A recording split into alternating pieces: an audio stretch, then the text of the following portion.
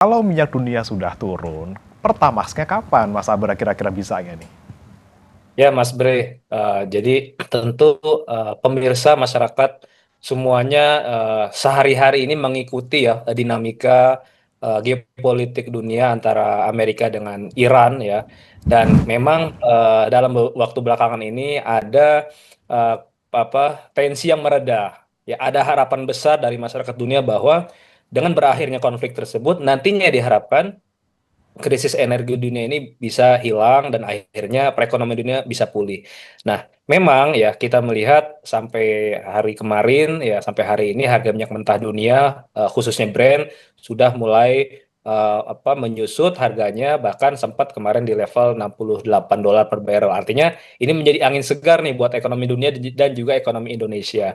Tetapi memang dalam konteks pergerakan harga jual BBM, BBM ini kan ada dua jenis ya Mas, Hmm. subsidi dan non subsidi. Nah, kalau yang subsidi sudah jelas pemerintah sejak awal memastikan, menjanjikan tidak akan ada perubahan harga, tidak ada kenaikan. Pemerintah akan mengalokasikan APBN ya untuk menambah potensi besaran subsidi dan kompensasi BBM subsidi. Nah, yang jadi pertanyaan publik kan BBM non subsidi.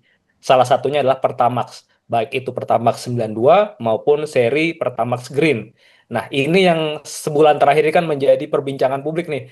Kenapa bulan lalu harganya naik ya? Karena masyarakat merasa di tengah bulan Juni ya, ketika ada ekspektasi damai antara Amerika dan Iran, ini harga minyak mentah terus turun nih. Nah, masyarakat mungkin kan secara spontan berpikir kalau harga minyak dunia turun, harusnya harga BBM non subsidi juga turun. Jadi ya masyarakat tentu punya pemahaman yang apa namanya ya sangat wajar gitu. Nah, cuma memang lagi-lagi ya kami memang kita harus bisa juga memberikan informasi dan pemahaman yang utuh bahwa pergerakan harga BBM non subsidi itu sebetulnya juga ada mekanismenya tersendiri. Jadi Hmm. untuk harga BBM non subsidi ini kan jenis produk yang berjalan secara dengan mekanisme pasar. Artinya setiap badan usaha itu bisa menetapkan harga jual BBM non subsidi ya berdasarkan dengan formulasi harga yang sebetulnya sudah diatur oleh pemerintah, yaitu Kepmen SDM nomor 245 tahun 2022. Hmm. Dan itu ada komponennya, Mas, yaitu pertama tadi adalah harga minyak mentah dunia yang saat ini turun, dan yang kedua juga yang tidak kalah penting adalah variabel nilai tukar rupiah. Nah, memang betul harga minyak mentah sudah melandai ke level $70. Bahkan sudah mendekati atau sama dengan asumsi APBN kita di tahun ini yaitu $70 per barrel. Nah, tetapi variabel kedua ini yang terkait dengan nilai tukar rupiah yang sampai hari ini masih di level 17.900 atau hampir 18.000, masih lebih tinggi dibandingkan asumsi APBN yaitu $16.500. Ini juga sebetulnya menjadi salah satu bobot yang menentukan ya harga jual BBM non subsidi. Maka pastinya saya yakin, saya meyakini bahwa setiap badan usaha dan pemerintah pasti akan apa namanya memastikan secara transparan bahwa harga jual BBM non subsidi ini harus mengikuti dengan regulasinya dan mengikuti mekanisme pasar. Artinya naik turunnya itu memang berlaku secara wajar, tidak ada yang ditutup-tutupi. Nah, masyarakat ini kan butuh informasi yang transparan. Kenapa naik, kenapa turun, kapan naik, kapan turun. Dan saya merujuk Mas Bre di tahun 2022 dan juga bahkan di tahun lalu. Jadi harga BBM non subsidi ya ketika memang harga minyak mentah itu mengalami penurunan, itu di bulan berikutnya ya pasti akan terjadi penurunan juga gitu Mas. Pasca perang Rusia Ukraina. Tetapi waktu itu memang nilai tukar rupiah kita relatif stabil. Agak berbeda memang kondisinya dengan saat ini. Jadi ya ya besar harapan kita semua publik bahwa pemerintah mampu menjelaskan bahwa harga BBM non subsidi ini kapan akan diturunkan dan Ya. seberapa besar. Apakah memang memungkinkan harganya itu kembali turun di harga normal sebelum kenaikan yaitu Pertamax 92 sebesar Hmm. Rp13.200 per liter gitu Mas. Ini Hmm. kan mungkin harapan semua orang seperti itu Mas Bre. Oke, nah kalau kita berkaca tadi dengan ketika minyak dunia turun, sebulan kemudian turun, apakah dengan kondisi saat ini bisa seperti itu, Mas? Karena ini harga BBM yang lain turun loh. Ini Pertamina Dex, kemudian Dexlite ini juga turun, Pertamax Turbo juga turun. Kenapa Pertamaxnya kok susah? Memang ada apanya gitu? Apa yang kemudian menyulitkan Pertamina misalnya untuk tidak menurunkan Pertamax di level mungkin sama seperti sebelum naik gitu, Mas? Ya, pertama analisa saya Mas, kenapa harga Pertamax ya, baik yang 92 maupun yang grade ini belum diturunkan di 1 Juli kemarin. Pertama, eh, harga keekonomian Pertamax ya khusus yang 92 ya, sebetulnya dari informasi yang beredar itu kan per liternya itu sekitar 20 ribu sampai 21 ribu rupiah per liter harga keekonomian yang harusnya dijual oleh Pertamina. Nah, tetapi yang dijual ke masyarakat ya sejak pertengahan Juni lalu ya, sebesar 16.250 rupiah per liter. Artinya masih ada selisih antara harga keekonomian dengan harga jual sekitar 18%.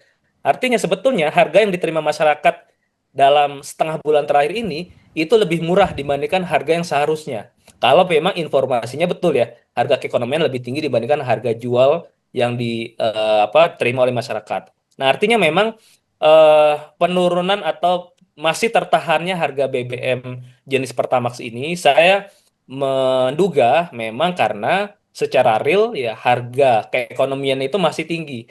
Dan yang kedua juga adalah karena masih melihat ya evaluasi pergerakan harga dalam 1 bulan terakhir, yaitu dari 25 Mei sampai 24 Juni, sebulan terakhir itu nanti dievaluasi berapa pergerakan harga minyak mentahnya, termasuk juga rupiahnya berapa.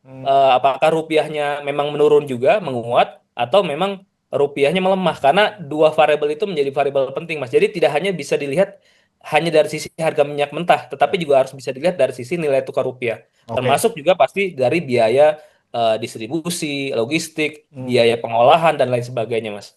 Selain harga keekonomian tadi mungkin yang menahan Pertamax, tapi juga tadi ya macam-macam hitung-hitungannya banyak sekali soal harga minyak ini jangan-jangan malah dalam 2 hari, 3 hari ke depan malah naik, atau nilai tukar rupiah kita juga mungkin semakin melemah seperti itu ya. Saya ke Pak Julius. Pak Julius, kalau kita lihat kemarin di Doha, sudah ada pertemuan lagi, walaupun sempat dari 14 poin yang di pertengahan Juni diwarnai saling serang, kemudian mereka bertemu lagi walaupun tidak secara langsung, Amerika Serikat dan juga Iran, sudah memberikan sedikit sentimen positif ke pasar sehingga harga minyak dunia turun. Apa yang terjadi kemarin ini di Doha? Apakah ini bisa menjadi langkah yang pembuka juga gitu, Pak Julius, paling tidak untuk memperbaiki apa yang kemarin sudah terjadi, saling serang di antara kedua negara? Ya, saya kira betul banget ya.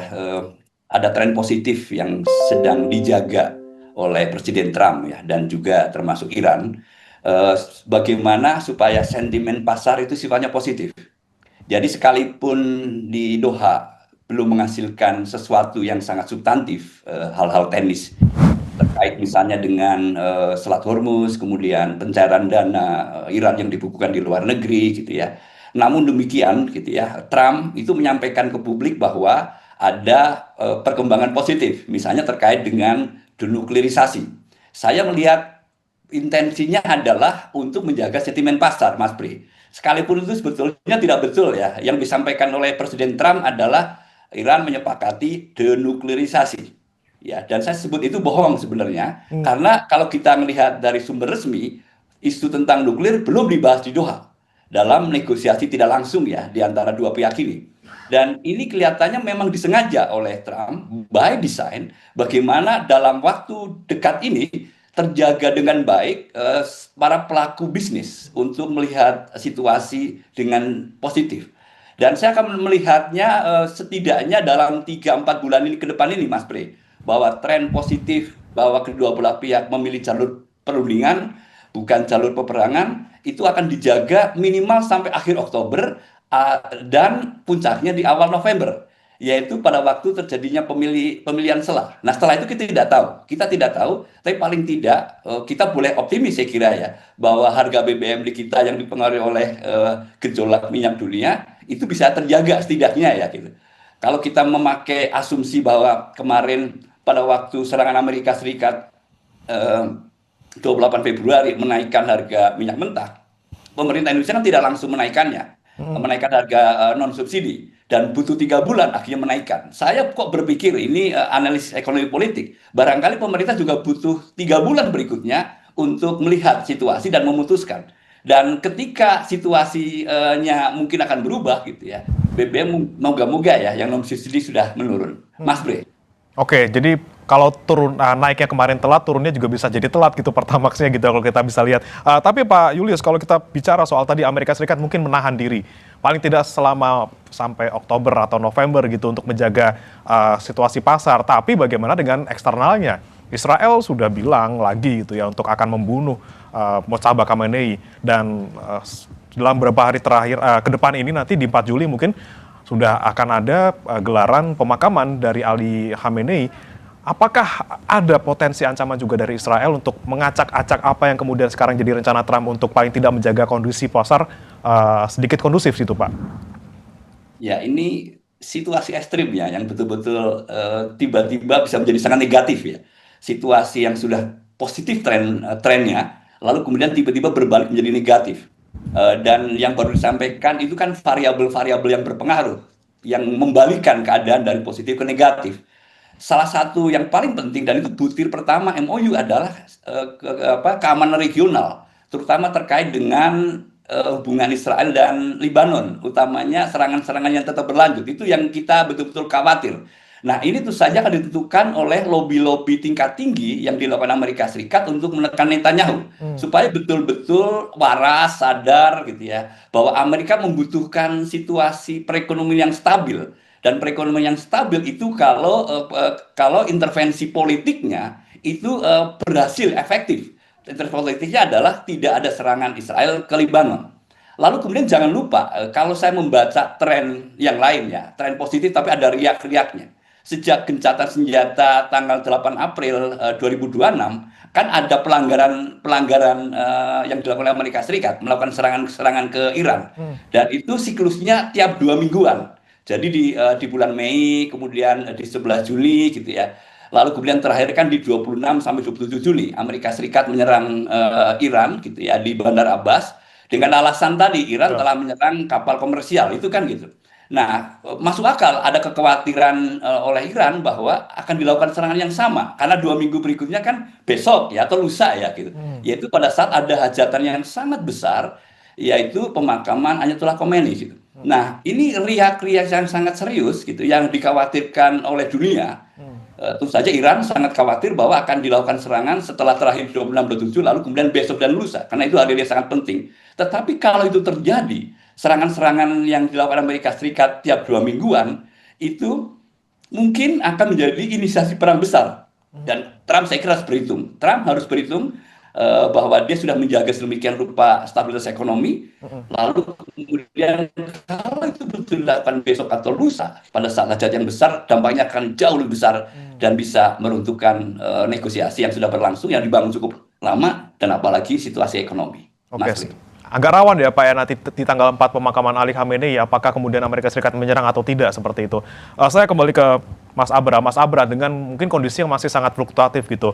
Di satu sisi mereka saling serang, tapi kemudian beberapa hari kemudian mereka duduk lagi bersama, pasar menanggapi dengan positif, minyak dunia turun. Nah, dengan kondisi yang mungkin saja masih ada ancaman-ancaman bakal naik lagi eskalasinya, bagaimana Anda melihat mungkin ke depannya gitu Mas Abra? Apakah minyak dunia akan semakin turun atau nanti justru bisa jadi naik karena konfliknya masih belum selesai gitu, dan apa yang bisa dilakukan pemerintah saat ini ketika minyak dunia sedang turun-turunnya?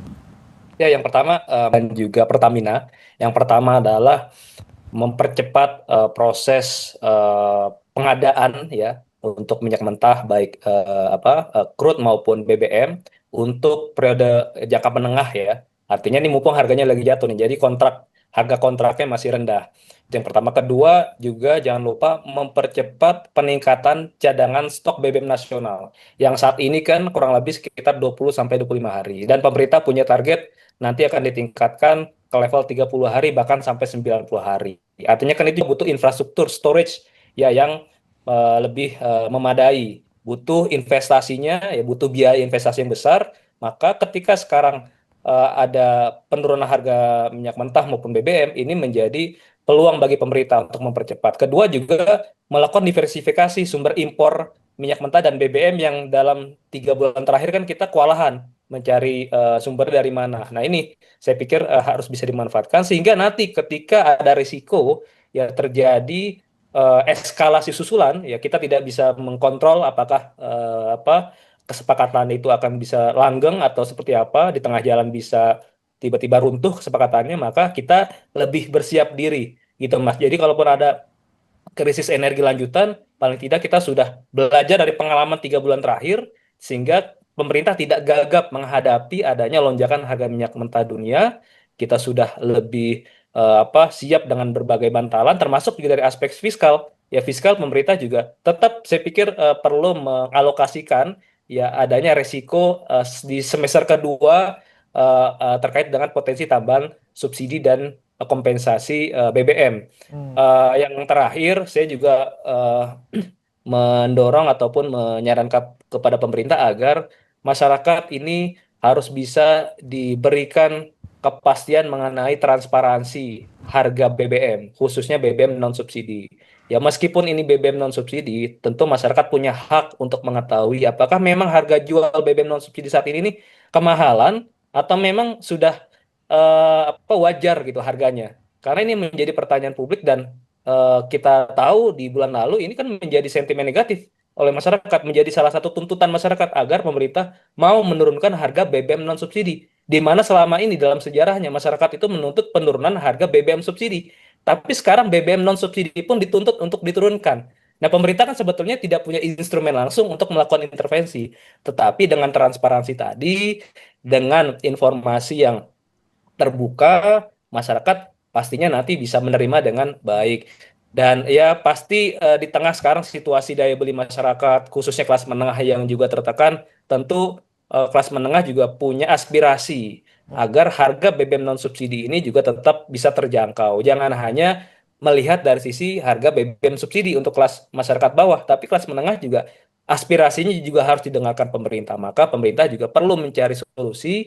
Kalaupun nanti harga BBM non subsidi ini belum bisa diturunkan secara cepat ataupun secara signifikan nilai persentase penurunannya, kira-kira pemerintah akan melakukan eh, kebijakan afirmasi apa yang lainnya yang juga bisa membantu menjaga daya beli masyarakat kelas menengah gitu Mas Bray. Oke, baik. Saya kembali ke Pak Julius. Pak Julius, jika kita melihat mungkin 14 poin yang disepakati di pertengahan Juni gitu, ini sepertinya kan banyak yang terlalu baik untuk Iran gitu.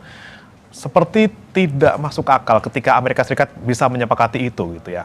Soal ganti rugi perang, kemudian soal pencairan aset, penghapusan sanksi. Apakah dengan banyak yang mungkin too good to be true buat Iran di 14 poin itu yang kemudian bisa saja nih membuat Amerika Serikat punya niat buruk lagi gitu untuk jangan sampai kesepakatan ini saya bayar semuanya ke Iran.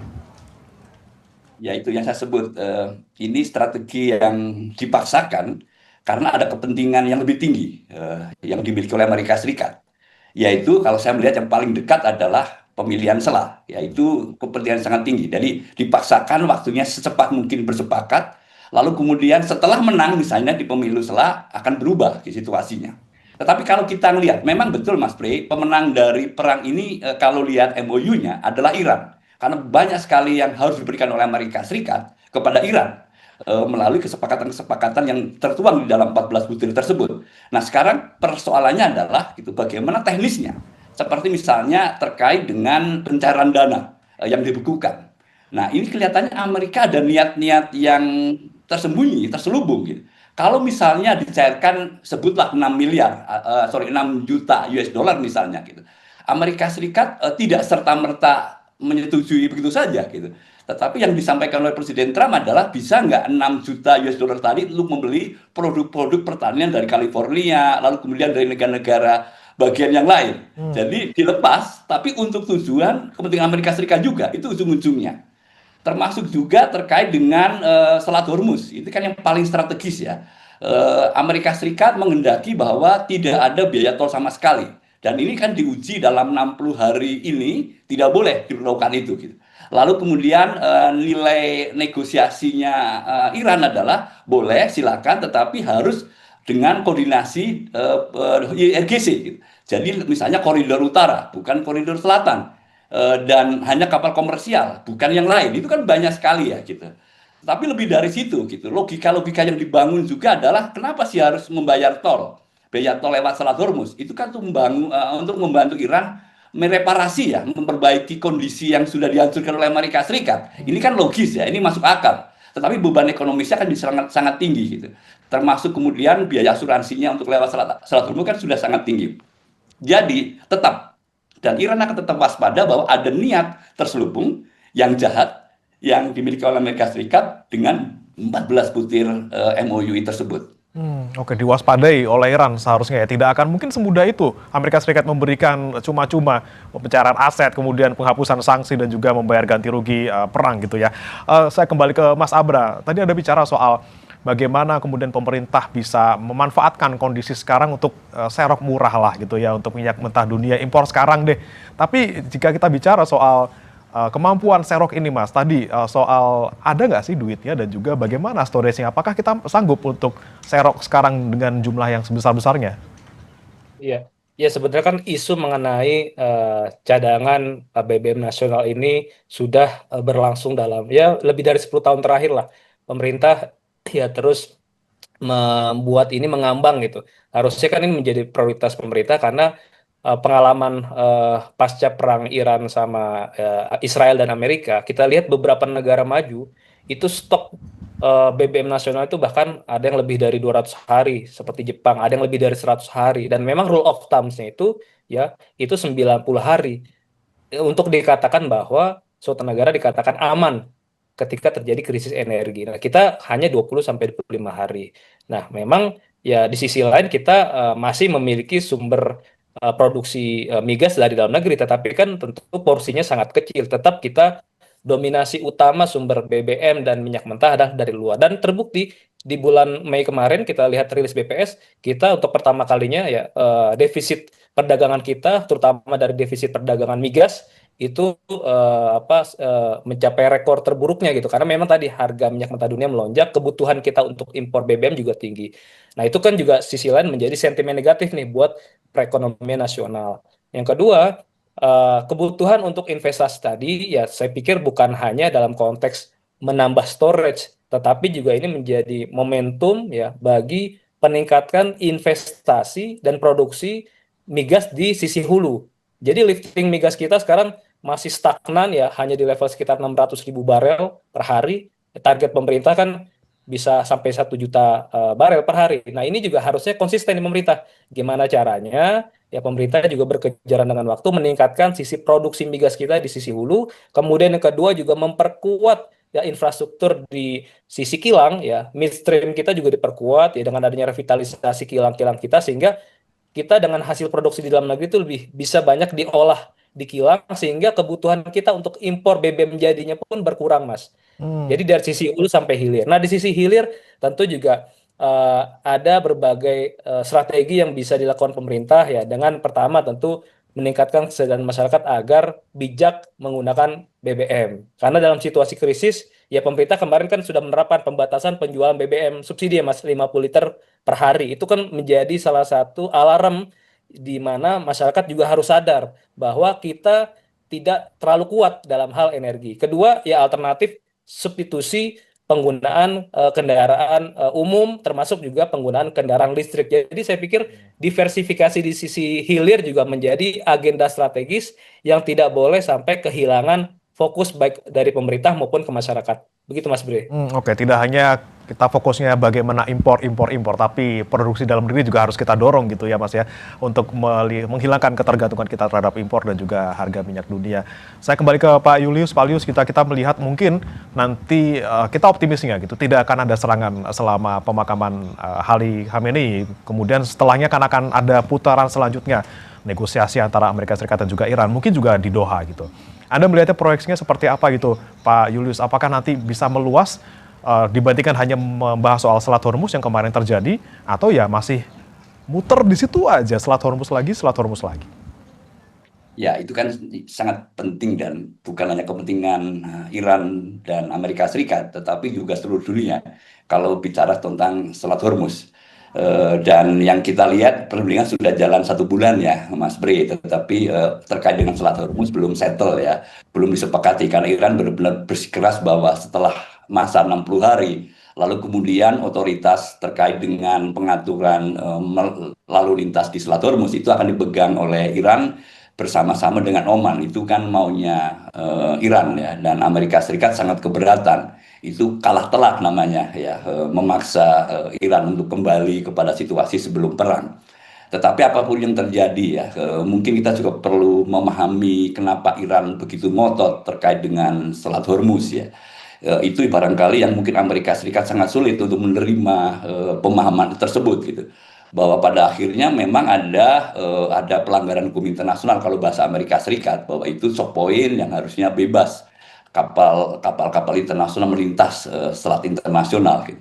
Tapi argumentasi Iran kan juga cukup masuk akal. Pertama, ini soal kedaulatan dan ada klausul yang saya kira memungkinkan tersebut. Kalau kapal komersial oke lah lewat gitu. Tapi bagaimana kapal-kapal yang membawa persenjataan militer? Kebayang ya, kita ada rumah lalu kemudian melihat di seberang kita, di kali seberang kita itu ada kapal dengan membawa persenjataan, dan itu risikonya sangat tinggi ya untuk sebuah negara yang bukan komersial. Kalau komersial paham lah, termasuk juga minyak juga paham ya.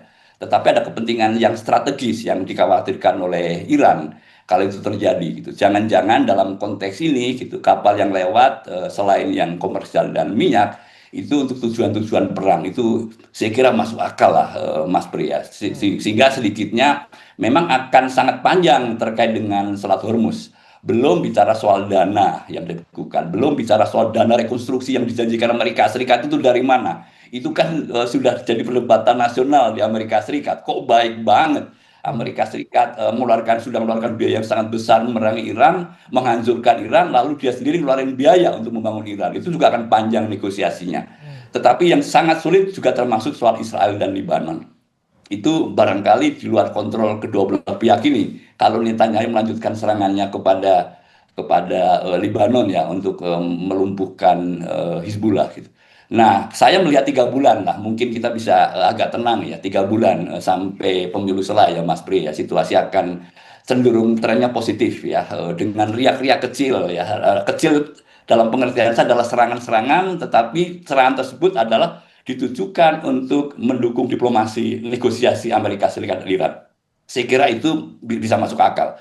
Jadi Amerika Serikat kan menyerang Bandar Abbas dan sekitarnya, tujuannya adalah memaksa Iran tetap menjaga jalur perundingan. Dan syukur-syukur mau bersepakat. Itu kan cara-cara militer untuk tujuan-tujuan diplomasi.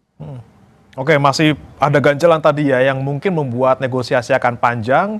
Soal Selat Hormuz, kemudian soal dana, baik tadi pencairan aset maupun juga tadi kompensasi yang harus dibayar Amerika Serikat. Juga masih ada soal Israel Lebanon yang masih sangat rumit gitu antara kedua negara. Mungkin itu yang bisa menjadi catatan buat pemerintah ya Mas Abra ya, bagaimana kemudian bisa membuat sesuatu ataupun melakukan sesuatu di tengah kondisi geopolitik antara Amerika Serikat dan juga Iran yang masih belum stabil. Bagaimana pemerintah bisa memberikan langkah-langkah tertentu tadi misalnya dengan serok di bawah, kemudian juga bagaimana memperkuat produksi dalam negeri. Kita nantikan bersama-sama seperti apa ke depannya, baik di luar negeri maupun apa yang kemudian diambil kebijakan di dalam negeri.